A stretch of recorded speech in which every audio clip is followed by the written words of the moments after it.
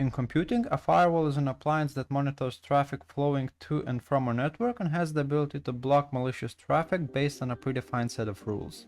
A web application firewall is a firewall appliance specific to web applications.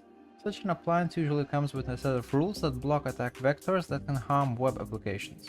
Attack vectors are blocked by defining them inside a firewall. After they are defined, the firewall knows what parts of a request can be considered to be malicious and thus when to block the entire request. Attack vectors are usually associated with malicious payloads, the signatures of certain attacks. Such a nature of a web application firewall allows developers to ensure that requests bearing certain attack signatures are prevented from being executed. As there are many different types of attacks including injection attacks, cross-site scripting, cross-site request forgery, server-side request forgery, and so on, each of them have different signatures that need to be defined and picked up by a firewall.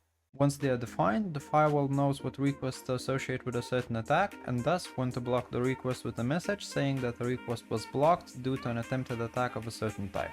Not all attacks are blocked by defining malicious signatures within a firewall. There are certain attacks like cross-site request forgery that necessitate different approaches, like the generation and embedding of unique tokens referred to as CSRF tokens to prevent request forgery, because it works by an attacker essentially replaying a request by sending parameters that initiate the request within an application.